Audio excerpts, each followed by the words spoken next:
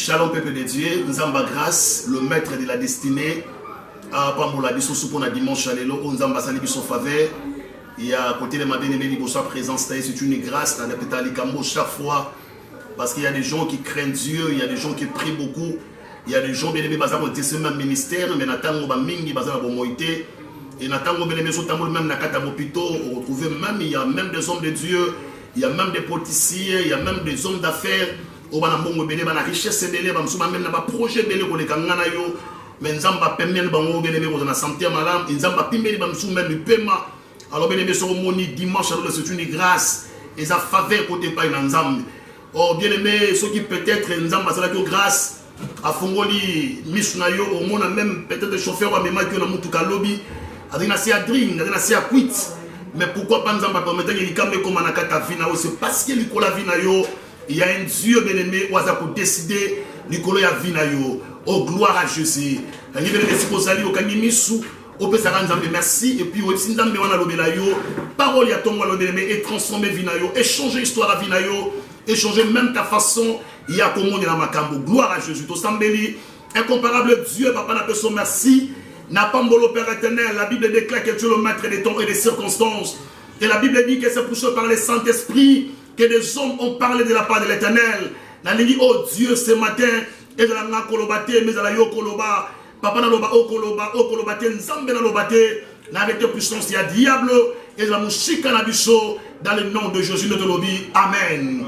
Gloire à Dieu. Est-ce qu'on peut acclamer très fort pour le Koumouna Nzambe, gloire à Jésus.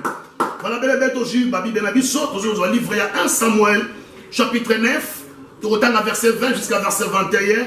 Est-ce que vraiment Malika Mounabiso Zali, et puis tu retournes à livre aussi à Jérémie, chapitre 1er, verset 4 jusqu'à verset 19, mais tu vas sauter, verset Moussous pour le coup Mouanzambe. Amen. 1 Samuel chapitre 9, verset 20. Gloire à Dieu. Natangi Nakombo na Yesu. La Bible dit ceci: ne t'inquiète pas des années que tu as perdues il y a 3 jours, car elles sont retrouvées. Et pour qui est réservé tout ce qu'il y a de précieux en Israël, n'est-ce pas pour toi et pour toute la maison de ton père? Saoul répondit: ne suis-je pas benjamite, de l'une des plus petites tribus d'Israël, et ma famille n'est-elle pas la moindre de toutes les familles de la tribu de Benjamin? Pourquoi donc me parles-tu de la sorte? Gloire à Jésus. Aujourd'hui, frère Jérémie, chapitre 1er. Oh, gloire à Jésus, gloire à l'agneau. Jérémie, chapitre 1er. Verset 4. La Bible dit ceci: la parole de l'Éternel me fit adresser à ces mots. Avant que je te fisse former dans le ventre de ta mère, je te connaissais. Afin que tu fusses sorti de son sein, je t'avais consacré et je t'avais établi prophète des nations. J'ai répondu: oh Seigneur éternel, voici je ne sais point parler, car je suis un enfant. Et l'Éternel me dit: ne dis pas je suis un enfant, car tu iras vers tous ceux qui, auprès de qui je t'enverrai, et tu diras tout ce que je t'ordonnerai. Ne les crains point, car je suis avec toi pour te délivrer, dit l'Éternel. Puis l'Éternel étendit sa main et toucha ma bouche. Et l'Éternel me dit: voici je mets mes paroles dans ta bouche. Regarde, je t'établis aujourd'hui sur les nations, sur les royaumes, pour que tu arraches, pour que tu abattes, pour que tu ruines, pour que tu détruises, pour que tu bâtisses et que tu plantes. La parole de l'Éternel me fit adresser à ces mots. Que vois-tu, Jérémie? J'ai répondu: je vois une branche d'amandier. Et l'Éternel me dit: tu as bien vu, car je veille sur ma parole pour les équiter. Amen. Est-ce que tu rebêtes à ma beaucoup bien? Tu rebêtes à ma beaucoup bien?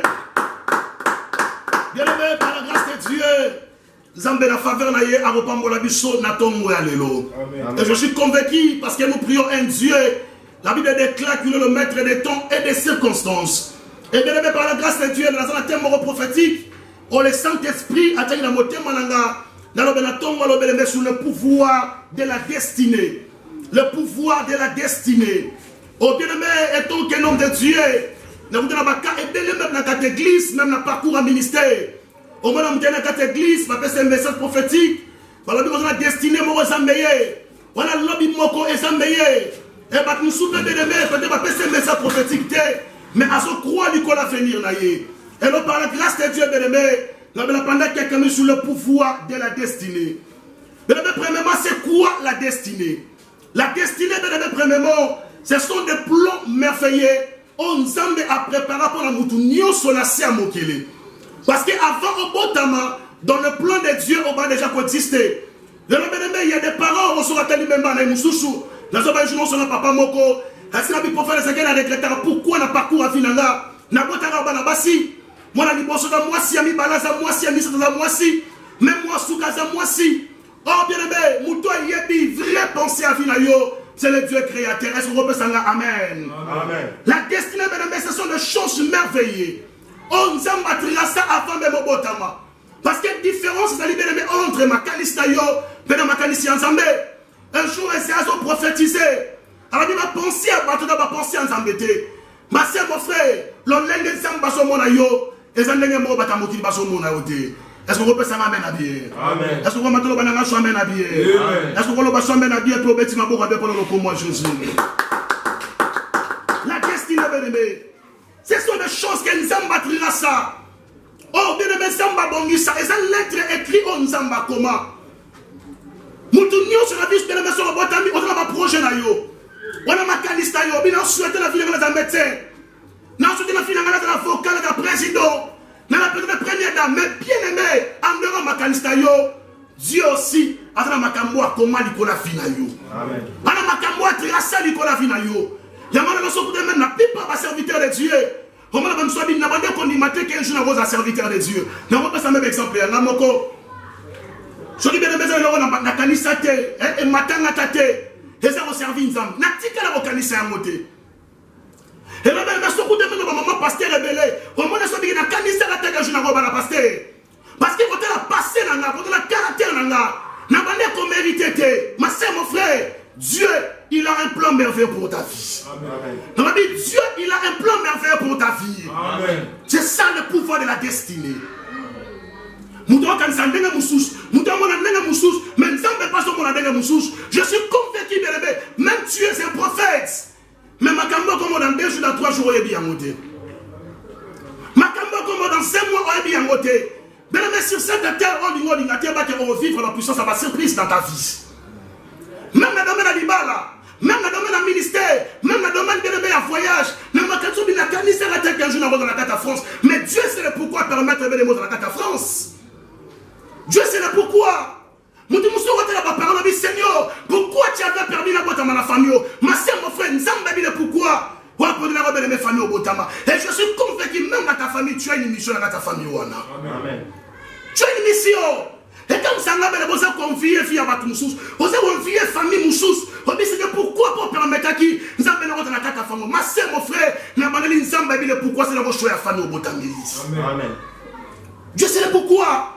Moi je suis fier d'être congolais. Parce que beaucoup n'a pas mais beaucoup n'a pas mais beaucoup n'a pas la route éternité. Les choix de Dieu, le plan de Dieu pour ta vie bien-aimée. Gloire à Jésus, le pouvoir de la destinée. Le pouvoir de la destinée. Oh gloire à Dieu. Est-ce que tu remets à ma boca? Tu remets à ma boca.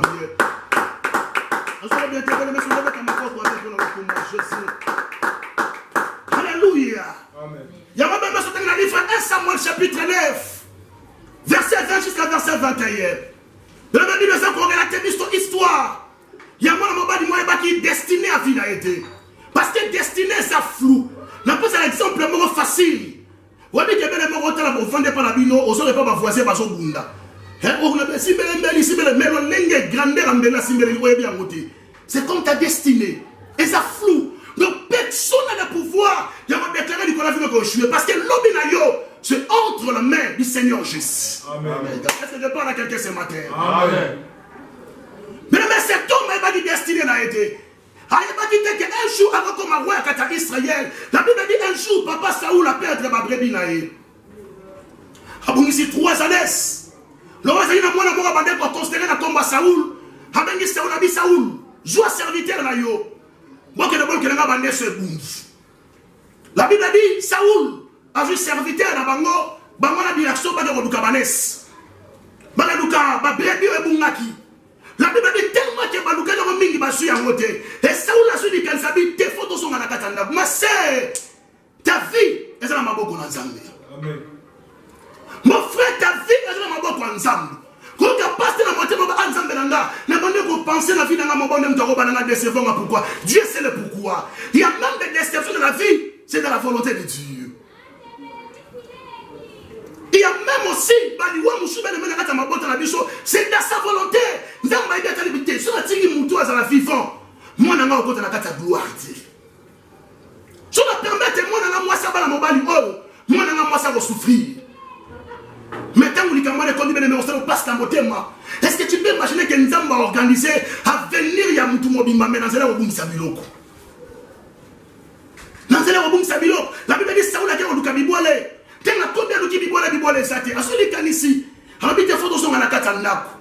la Bible dit serviteur wazaki pembe na ye habité Saoul tokozo nga boité nakata mboka o yen voya nakata mboka o yen prophète bien aimé pour que on bénéficie de la grâce de Nzamba tie nakata mosala Nzambe il faut qu'on a la dimension de comprendre que cet homme il a la grâce de Dieu. Il y a un moment où on a un pasteur, un prophète, un serviteur puissant, mais on va bénéficier de la grâce. Pourquoi? Parce qu'il va dire valeur. Il y a dimension de Kabon Nzamba tie kada mosali wanati. Serviteur alors bien bien voyant. Il y a un prophète de Ratambo Kalabiso. Makambo alo bakeratarate to rokuta naï. On a très bien obéi sur le pouvoir de la destinée. Tu vas dire ah, il can se déshabiller. Mais pour notre témoin un prophète et c'est la forme même forme. Nana melo moroté. Serviteur alors bien de la vie qu'on néglige mututé. Batutu Nzamba tia permet la biso. Na biso même matin baton Nzamba permet ton bokola. Nzamba dit le pourquoi. Ou placer baton la permet na. Peut-être destiné à finayo. Est-ce que vous pouvez repasser ma main à vie? Est-ce que vous pouvez repasser ma main à vie pour moi, Jésus?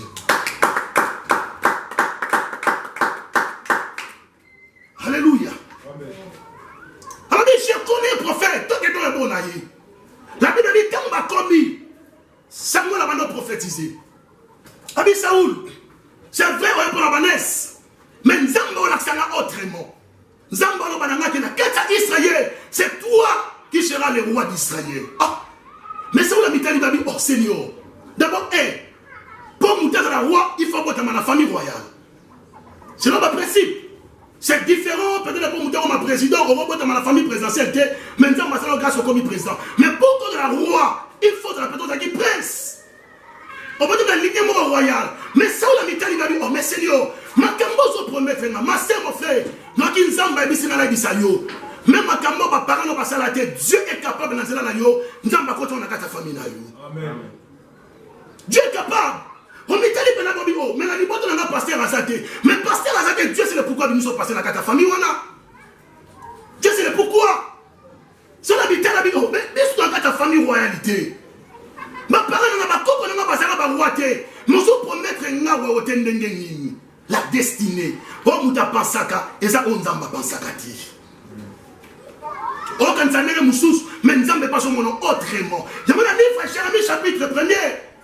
La Bible dit un jour, Nzamba dit, Jérémie, habite le ventre de ta maman, je te connaissais. Mais je bénis l'Éternel ce matin parce que Nzamba y est pas fait. Amen. Nzamba pour nous, avant pour Nzamba. Ma soeur, mon frère, tu es le choix de Dieu.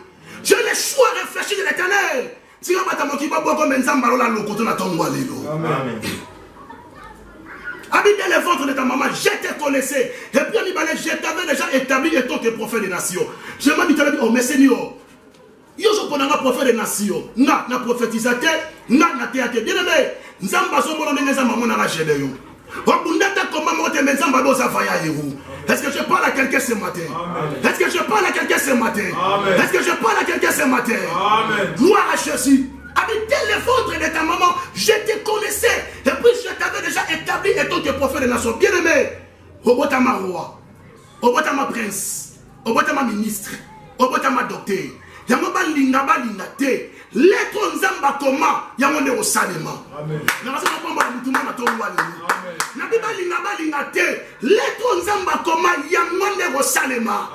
Le dernier mot appartient à l'Éternel. Est-ce que nous avons la destinée mon meilleur la katesika ou? Est-ce que nous avons ma boque bien pour le coup ma choix? Alléluia. On va passer un exemple. Moi autant de autant là. Moi dans quelle classe? Moi, je vais préparer la pour So on dit bon, 12 heures, on a pas série on a Patrick. On a 12 heures, peut-être qu'on l'os, on dit pondou. Donc on s'est dit préparer ton lien pondu, mais pas parler, mais pas qu'il y ait le volant pour na yo. Mais c'est le même aussi avec ta destinée. Toi tu ne sais pas, n'a-tu n'a mzungu à l'ola. Et ça m'a camonza mazolamba pour na yo. Amen. Yo no yebi angote.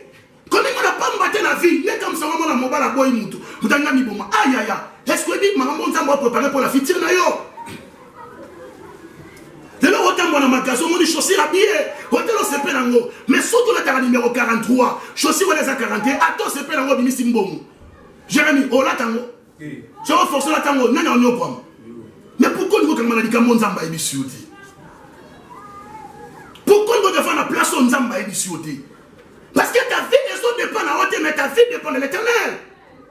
Avant, il y a des choses qui nous abattront ça. Il y a des choses qui nous abattront ça.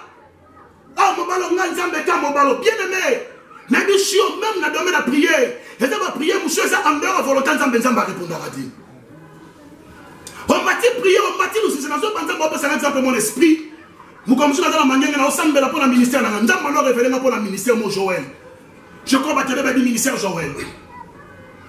Nous avons fait c'est quitta. Na quatre églises là ensemble là babi nzamba samso grâce to mu na kana quatre églises oh to mu na kata lopango oh mais nzamba lobi nanga nzamba zo mona bona kata place wana te na quitter la mangenge na écouter na pasteur wana berger songo na bese mo de sigazali na bando sona na sabi ah berger na za na mangenge na bi nanga ba réalité église ati mais nzamba lobi nanga prier bo sala nzamba okiamuti patronation mais pour la bimala lopango la qui terrible. L'homme de Dieu va nous expliquer, tu vois, le site de l'éternel, il faut discerner le Saint-Esprit. Le Saint-Esprit, tu places où ça place une âme dans mon abinoté. Mais on va dire prier, on va dire génie. Mais si on va jouer, on va faire un petit peu de temps, attends, on a la cima. Est-ce que maman ça me soit dit, attends, mon moussa, voilà. Donc, ils vont prier, ma jeune dans sa lio. Mais à travers prier, à travers je te changer volonté de Zambé. Bien aimé, il y a des volontés, Moussou Zamba, la vie ne changera pas. Amen. Donc, les Zambatrira, ça, et tu as la bongo. Il y a même des couples, parce que Zambatrira, ça, tu pas bota bamumbali. Est-ce que je parle à quelqu'un ce matin? Amen. Merci l'homme de Dieu, bon message prophétique. Mais le cas est moi, tu es quand le pango du bango, papa. N'est-ce pas prier pour commencer les remonter à la canne, il faut que je dans le pango. Mais place au bakenda, ne place ici ta vie dans bango zali. Tiro. Ministère Joël, tout le monde m'a cassé, mon frère. Donc il s'en va bien dans les bisayo. Bandela zambason de mayo, c'est là où tu trouves ta bénédiction. Amen. Amen. Et mon frère m'a dit, ma soeur, priori Seigneur, c'est vrai, on a besoin de camomètre, n'a ni volonté na yo. N'a ni autre ça pour la vie nanga. Il y a mon dessin, mais nous avons la ligne États-Unis. Mais est-ce que nous avons des tests nous sommes en France? Nous avons la ligne de mais est-ce que Seigneur, nous sommes tous en Moutoumoussous? Ma sœur, mon frère, n'encouragez-vous. Bala na sa destinée. Travailler na sa destinée. Voyager na sa destinée. Makambo te fani lié na sa destinée. Les bisous attaquent à Babouni sans mon dengue.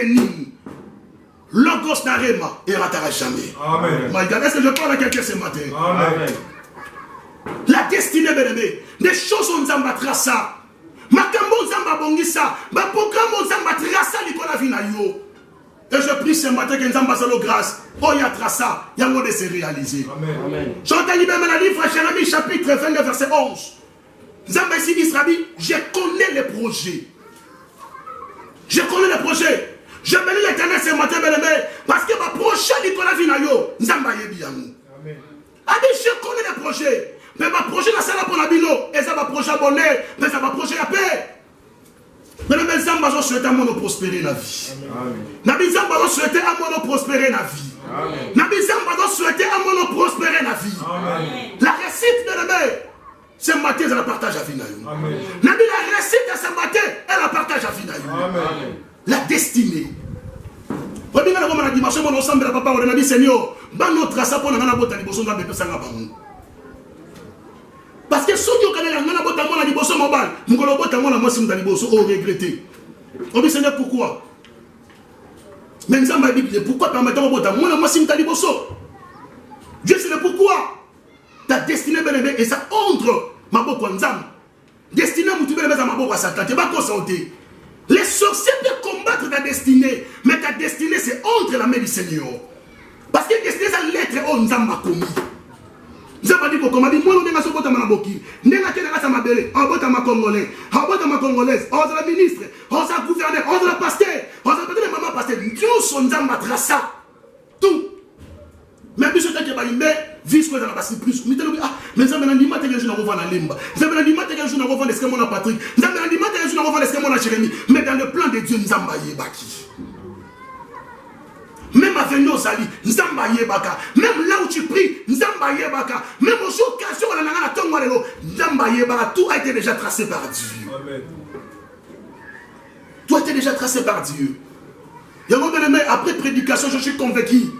On met la suscité. On met la sous-pacité. Un jour, il y a un homme de Dieu qui aura déception dans la vie. Alors moi, si moi, tellement ma casse, Jérémie. Il y a des hommes de Dieu qui aiment bien. Néanmoins, bien, c'est parce que ça bien. Avec sincérité. Alléluia. Amen. On a reçu l'image à YouTube. Est-ce que vous pouvez s'en amener à bien? Amen. On va ma boca pour le coup, moi, Jésus.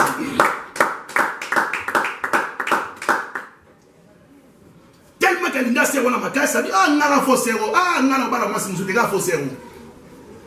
Mais sur les naboutou, au moins, on a ça y est, le contraire. Ah, mais il faut appeler ça mes beaux-frères. Nelson a appelé ça mes beaux-frères parce qu'il a dit bien de bander le message.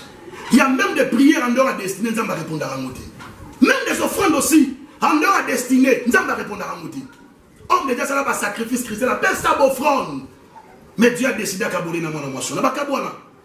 Moi, c'est quelqu'un qui a bali, à Bandobota. Ce que un jour, nous va permettre de découvrir. Bien, Seigneur, merci. Abinzambe, on n'est pas qu'il est pourquoi. Bien aimé, il y a même des déceptions de la volonté de Dieu. Amen. J'ai dit la vérité. Nous avons mon musique, nous avons mon présenté, nous avons mon affiti. Biso ne kange bato tala otala trésor di anzambe nanga na sepela na kata nda. Exemple nous avons passé dans l'esprit, exemple à monter la transfiguration. La Bible dit tant où Jésus a se transformé, Pierre a dit ah Seigneur. Et ça madame toto na 3 tantes. Moko ya yo, moko Eli, moko ya Moïse. Mais oh! Ce qui Jésus a 3 tantes na ngomba wana, même yemo Pierre a comme apôtre dit. Et ça place nous c'est pas bien tika na ah mais nzamba mono wana te. La sepela na musala mais nzamba so mono wana te. Yamo na sambeli nzamba. Place nzamba destiné pour na hotel. Nzamba bimission de sika wana. Et so repasi na mena 200 000 na kata vina. Amen. Alors, pendant que quelqu'un a expliqué comment maintenant on a réussi à ta destinée. Parce que la vie très belle destinée, c'est la lettre on s'en commis. C'est la lettre on s'en commis. Exemple, on s'en passe dans l'esprit. Pati Wazani. On a si papa, vous descendez. Nakata Bible, comment tu vas commander? Si on fait la Bible, autant tête. Mais ma cambo, c'est déjà pas comment. Mais pourtant, comment et c'est Mossadi. Au fond, la Bible, c'est le même aussi avec la destinée. Dieu a tracé des choses merveilleuses pour ta vie. Mais il y a des choses qui sont aussi dans Mossadi. Au sein, est-ce que tu vois dans un passage Moko? Genèse chapitre 39. Genèse chapitre 39. Comment réussir dans ta destinée? Il y a des gens qui ont promesse en Nzamba. On peut s'en amener. Il y a des gens qui font la promesse. Il y a Nzamba parce qu'il y a un compagnon qui prend la responsabilité. Genèse chapitre 39, verset 7 jusqu'à verset 11. La Bible dit après ces choses, il arriva que la femme de son maître porta les yeux sur Joseph et dit couche avec moi. Verset 8, il refusa et dit à la femme de son maître, voici mon maître ne prend avec moi connaissance de rien dans la maison. Il a remis entre mes mains tout ce qui lui appartient. Il n'est pas plus grand que moi dans cette maison. Et il m'a rien interdit, excepté toi, parce que tu es sa femme. Comment ferais-je ainsi un grand mal et pécherais-je contre Dieu? Est-ce que vous mettez ma bouche pour le coup, mon Zambé? Le premier secret pour réussir dans ta destinée, c'est la crainte de Dieu. Amen. Quand nous mettons la voix sur Baba Nzambe. Oui, c'est bien, c'est bien, la face ma soeur, mon frère Baba Nzambe. Alléluia. Mais Genèse 39, vous avez expliqué l'histoire de Joseph. Cet homme a la destinée mon meilleur. Mais la Bible dit tant que comme il a Potiphar, moi ça Potiphar, avant de proposer. Bien aimé, la Bible se dit que maintenant maintenant la carte gloire, il y a pas que dimension tentation peut changer. Aux amants la mobile de basi ba olingo bangu. Aux amants la moi si vous êtes 10 personnes qui m'a liboso. Baso une idée moko ko détruire et toi on zamba katina.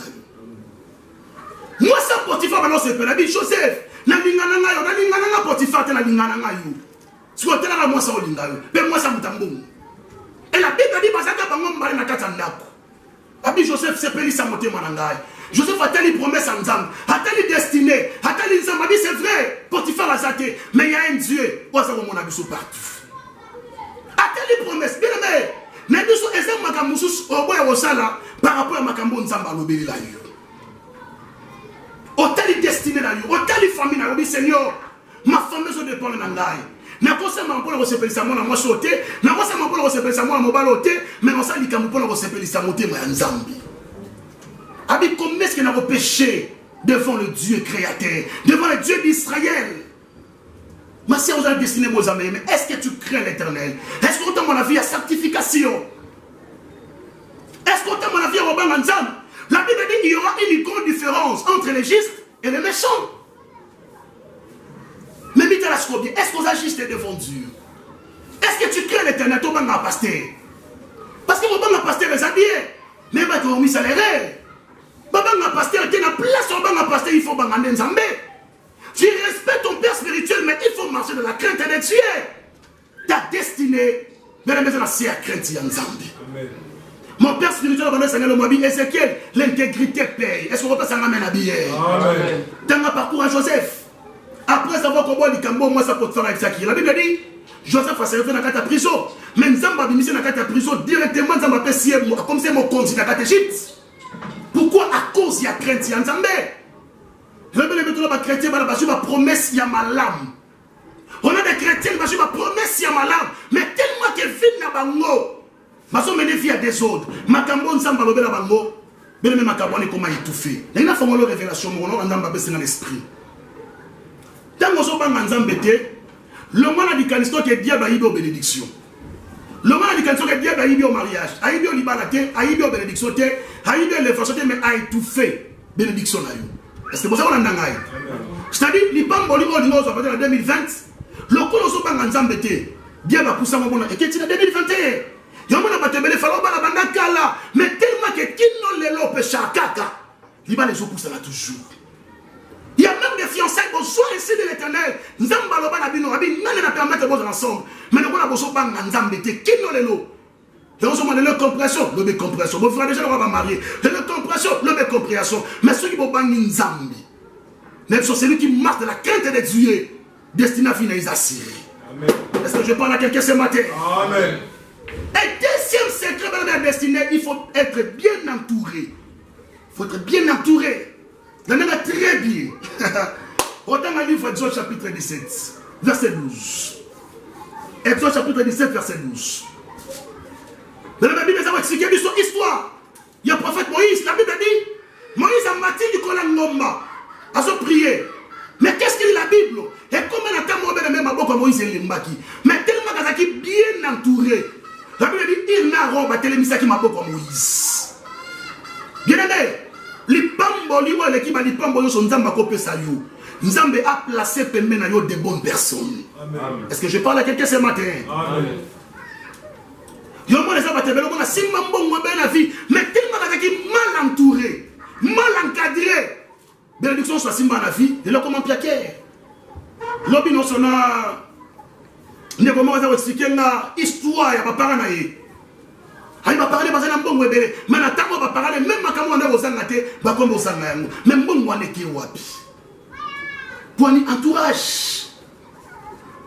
Bien aimé dans la vie, l'immo va na camarade au salimabé, aïe au salimabé. Son salimalam, encourage au salimalam. Quand il m'a tout dans camarade, même au salimabé, bon ma bête à au salibier. À tout la timabé, bon au la timalam. De ne pas ça va n'y pas pour aider au jamais dans ta vie. Et je prie ce matin, de ne pas nous avons placé de bonnes personnes. Amen.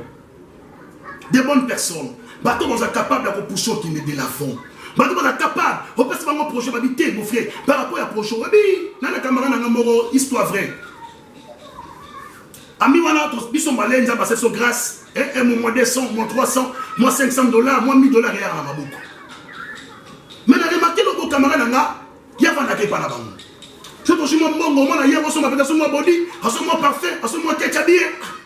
Mais habité, nous avons placé la pemela moudinga na pope na aider moudinga na ngai.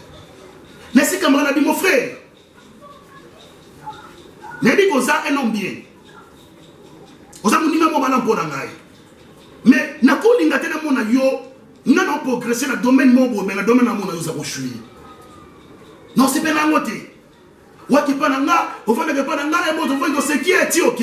N'habité, ndiko na nga. Et ça na moyen, on nzamba ko solo grâce, o comme appelle na viunga na zala. Abi ah camarade nandeni. Nabi est-ce que vous connaissez Mbambo? Nabi oui mon frère na Simbambo. Nabi fongoli sa compte na banque. Vous avez besoin de source de vie ya ndamo na moninga échoué. Dans son place moninga za échoué. Yes ça la bien, c'est pas l'Isaïe. L'habité. Moi je suis un homme de Dieu. Nous avons placé na pembe na kamana pour aider moninga. Nabi on a sorti moi 100. Longola moi 80 bomba. Moi 20 son bablo mshamiki. Ah. Attendez c'est nabi ah Ezekiel. Na fana na ba camarade mais master libo so pesa na conseil roi yu. Mutalibo so pesa na toli ezabayu. Abi na ndimi décision ibisinga. Na ndimi conseil opesinga. Et comme si on fait des camarades, j'ai moi $500, au moins moi 250, 250, il y a moi 150, à la compte. Avant de maman on a eu. Tant mon papa n'a pas moi béli, ma casse. Maman mon sous papa n'a pas moi le gars de traitement, les ambos moi camarade un jour, tu vois dans Kitambo, tu vas mettre ma sorte c'est le prophète Ézéchiel. L'on a compté dans la compagnie à moi $1000, là on a $2000, mais c'est grâce à tes conseils. Avec grâce à tes conseils, mais n'a posé une question moko, n'a ton walelo, t'as bien entourage d'ailleurs. Vous pensez à la batterie. Conseil de ça, c'est faux la destinée mon meilleur, mais bandinga no ben bako désorienté na ta destinée. Bako désorienté, même domaine à l'ibal là. Même si on va conseil à n'importe qui était. Est-ce que nous ça repère ça m'a habillé? Amen. Banane de bébé entourage, banane. N'a pas passé camarade conseil, mais on a ngola nzambe massa comment se préparer même ma bala. Na mbongo famille na mbongo ya yemo ba bomba na continent mais conseil on ne pas nan vous n'êtes pas prophète Ézéchiel. Bien aimé, je prie mon Dieu, je prie mon Dieu ce matin tout autour de nous nous allons placer de bonnes personnes. Amen. De bonnes personnes.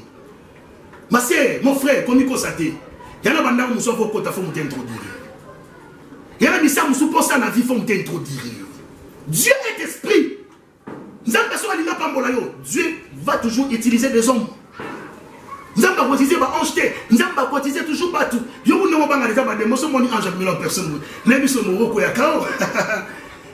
utiliser les hommes. David a remis à l'indanda, mais pour David, on a parlé royal. Et c'est un baba bête la saouli solo. Et là, moi, mon azamba bête à la guitare bien. Autant la Bible était Moïse. C'est parmi des grands prophètes. Mais la Bible dit, et c'est un mouton peut se conseil, j'ai trop. Mais est-ce qu'il y a bien aimé, dans le ministère, dans l'Ibala, dans le Moussala, banani va entourir. Banani va passer à Rotoli, banani va passer à conseil. Tellement simba mbongo, banani va passer à Rotoli. Bien aimé, l'assemblée pour notre frère Mozola Nanda, vous avez un problème à choix. Je prie ce matin, nous avons passé la grâce, à une bonne femme, vous avez conseillé à Liboso, mais pour la finance. Amen. Est-ce que vous dites que les gens n'ont pas la bâche belé, si ça ne l'ont pas dit mon oui. Et Jérémy, mon bas a mis $200, mais mon bas déjà, ma dépense il y a $300. N'a pas là. On est allé sur la cala, papa Rodé. N'a pas la moi si mon auto ensemble. Moi fille va dépense trop. Comme si la personne on est à souki, ça m'a bien dans le téléphone, oh ça. Vous pouvez se chérie m'a checké alors ben on va bébé toi ben mon papa. Alors chérie tu es où? Nabi non je suis quelque part. Oh chérie est-ce qu'on aurait jeune de si gozai? Non un aurait jeune de. Ah Nabi peut-être chérie ben na ta ndenge beauté bini. Na comment va boy oh mon niveau mon personne on est ko quitter faut baxer na sumo. Mais oui budget na ngati la bini. Ah ne se na on mi sa na baxer $10 na ko yima. La mission se dit dans la PC. La limite, on a fait quelque part dans ce là. Abia ça vous casez mon Est-ce que tu remettez en bas de fois Alléluia. Amen. Obi, toi aussi sur la boîte, est-ce qu'on fait ça route ensemble? N'a pas la numéro pour la supermarché. Ma bien chérie, tu vas jouer à moi yaou. N'a pas qu'un aïda yaou. Tu comptes abonner du saut. Moi ça va nous pour nous. Abonner parfaitement $50. Abonner. N'a pas qu'un aïda moi yaou moi $5. Alors qu'il y a $10. Mais du saut peut-être que la même le lever du naï. Mon téléphone dit exemple. Est-ce que moi y a du bon dans mon agacapouche? Mais des femmes comme ça, dès que mon bal a juste salaire, dès qu'il a juste salaire, mais ils sont même plus loin. Et quand papa se mousse, tout le monde a pas on a besoin de mon bal il faut son bon à libérer bandéro. Mais comment ils vont monter, Jérémie? Comment ils vont monter? Comment la dimension ça fait bandéro? Ok non. Mais ça monte vous avez un projet naïf. Pourquoi ceux qui vont monter pour la besoin faut bosser les mots? Je crois tant que de l'autre déjà, on dépense à 200, 300, 500. Il y a un moment où il mobile dans son nap. Na mama ni mobile on s'en bon on s'en quoi mobile yo yo mona bande bale bela simba kamba mon avis maintenant là quitta pourquoi c'est parce que Azaki accompagné na moi si amabe moi ça m'a dépense inutile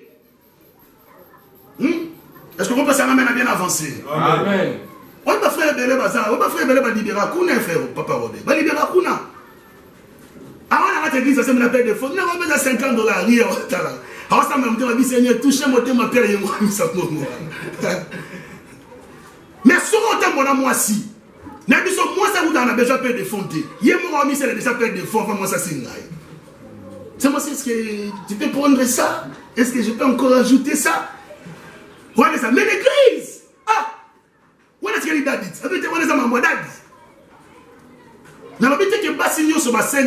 Je n'ai pas dit ça. Que pas tous passer dans bazar mauvaise femme dans le bon côté.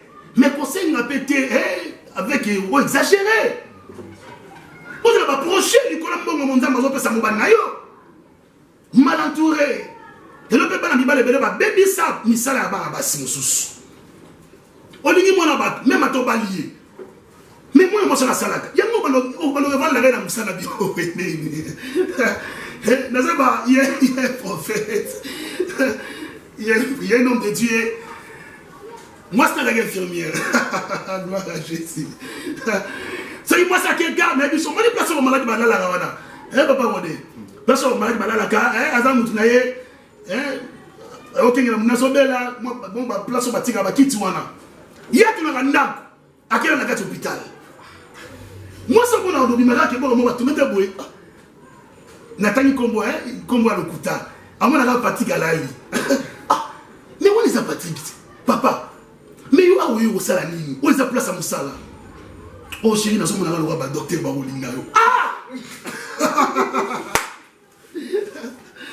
Alléluia. Amen. Les hommes Moussala et moi, nous sommes à Ebeba. Pourquoi? À cause de Moubaï. Mal entouré. Sur moi, ça va salamé. Mais c'est confiance. Mais c'est confiance. Nous, on appelle ça confiance. C'est confiance. Nous sommes à quelle place je crois. Pour les agréments à mi bébé, mais moi je crois. Mal entouré. Les autres même à l'idée rebelle à Minden. Où est-ce qu'ils sont à ta politique? Il y a un président au Babi qui a mon ceinture naïe, battu malam ou te babo pour ça qui est l'avant. Pourquoi on a vision, mais si on est mal entouré, comme on a fait on a soukaté. Pourquoi même les mambabalé, comment on a entraîné Bazara Libanda? Yepsana, entraîner on t'appelle dans la case à terre, toujours on t'appelle dans la case à terre.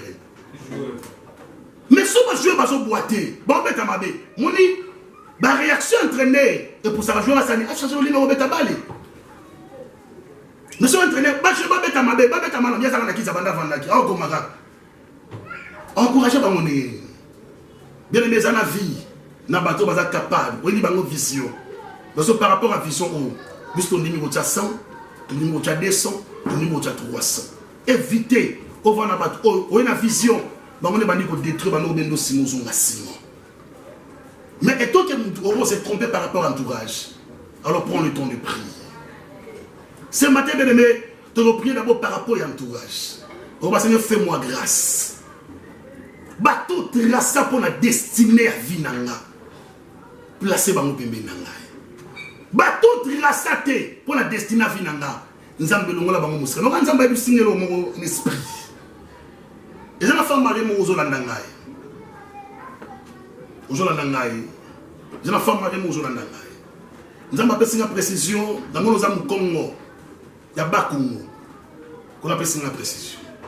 Deuxième personne, nous avons appelé une aux Alibandamouka. Aux Alibandamouka. Nous avons un pays mais Afrique. Les 100 personnes au Banangaï, vous avez dérangé ma casse par rapport à l'entourage à Mobana. Au PC, il va tout l'indengue belé. Mais Mobana a changé de carte. Donc, il y a des gens qui ont dit je dois être au Sambela. À travers prière. Parce que quand on a une dimension, nous avons une dépression dans la maison. Baninge belé, bazini Mobana yo, pression de la maison, bazana vie à masanga mingi. Et pression de la maison, bazana mouboulou ya basi mingi. Alors, je pense que les gens est affecté via Mobana. Mais donc, ils ont moyen malam pour empêcher le couronne à travers la prière. Je dois être au Sambela. Dans mon ils ont changé ma donnée. Na place au batamabe bataki zinga zinga Mobana yo, ils ont battu à malam. Quand on a la dimension sur le niveau Moussala, on a la dimension sur le niveau Moussala. Dans Moussala, on est mal entouré. Au travail de bateau, c'est comme si mon pousseau qui est libre sauté. Papa pousseau sur la cime. Papa qui est Nzambe, c'est un prend le temps de prier. Nzambe, ordine bata malam. Je prie que mon Dieu a placé Pembe na yoba irna baron. Bateau on est capable. Au titre mon projet à mon nez de babi non, on va te soutenir. Bateau on est capable de se dire na bala. À j'habite mon frère, rien n'est impossible à Dieu. On est bien entouré, bien entouré. Donc, ils ont fait un témoignage de Moko. Moi, je suis Moko, à quelle époque il y a Bota.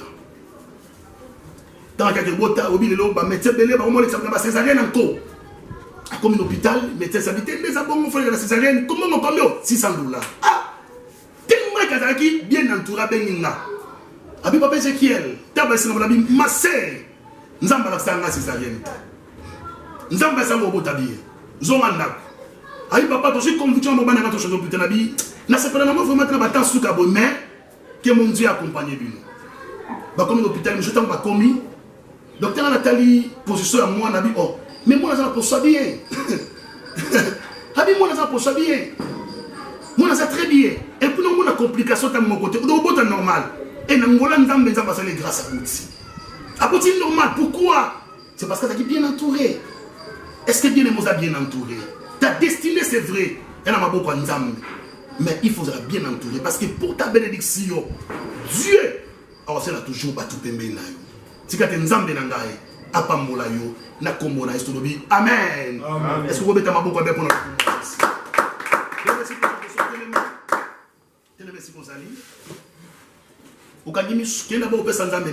Merci pour un message prophétique.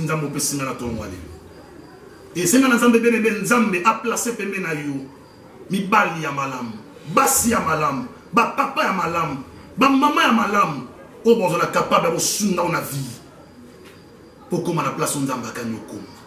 Quel est le représentant de la nation sans oh merci Seigneur.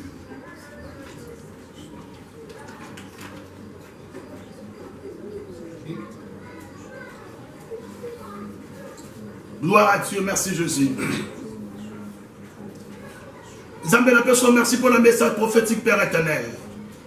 Merci au Dieu pour la parole, la bénédiction dans ton nom. Merci Jésus.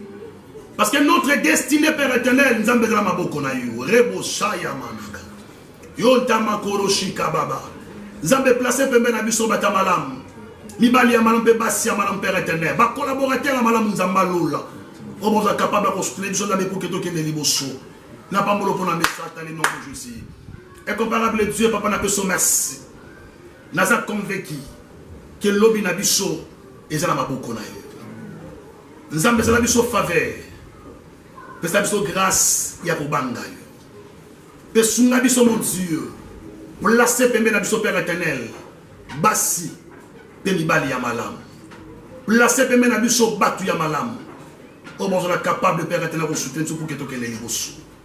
Message mon Dieu. Et je place la mité ma banana dans le nom de Jésus. Amen. Amen. Zambé Nangaï, Apambola. Merci.